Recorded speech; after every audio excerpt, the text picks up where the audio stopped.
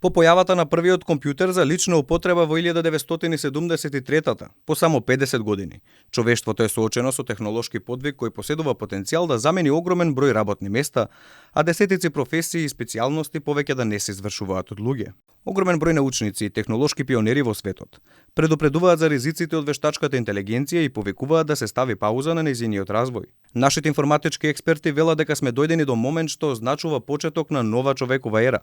Но сепак не треба да се плашиме од машините кои размислуваат самостојно.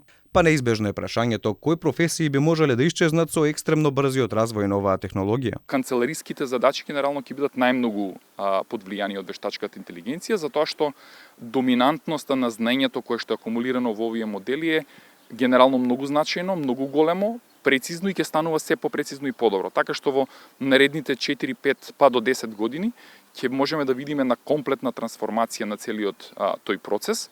Тој вели дека технологијата е веќе тука и оти треба да ја разбереме и да ја искористиме, затоа што само така може да се надминат предизвиците кои ни ги носи. Во меѓувреме направивме еден експеримент. Ја прашавме најпознатата интернет програма што буквално со човечка команда може да напише текст, песна, есеј, па и да замени цела професија. Кои 10 професии може целосно да ги замени? Како виртуелен асистент можам да изложам некои од професиите кои можат да бидат делумно или целосно заменети со мојата функционалност. Секретар, секретарка, можам да управувам со електронска пошта, да креирам и да уредувам документи. Банкар, можам да бидам користен за издавање на кредити и обработка на трансакции. Лекар, компјутерски програми можат да се користат за дијагностицирање и лечење на болести. Судија, можам да обработувам правни случаи. Учител, можам да бидам користен за онлайн образование, групно учење и е-учење. Неодамна во есеј од 4 страници, технолошкиот пионер Бил Гейтс најави почеток на нова човекова ера.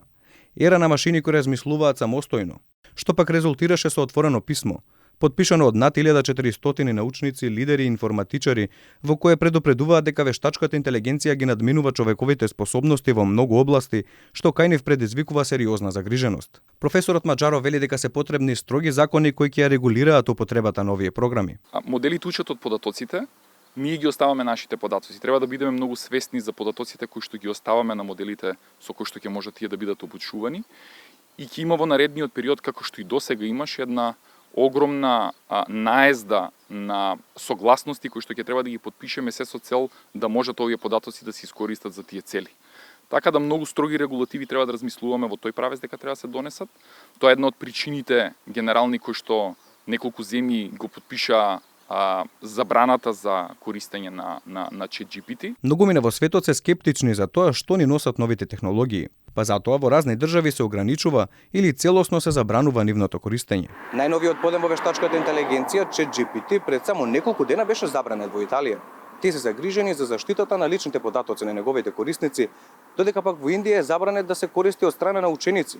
Тамошните власти велат дека тој целосно го нарушил образовниот процес. Професорот Маџаров смета дека секогаш е проблематично кога се забрануваат технологии. Вели дека проблемот доаѓа од непознавањето на вештачката интелигенција, а оние кои ќе ја забранат ќе бидат чекор поназад од оние кои ќе научат правилно да ја искористат.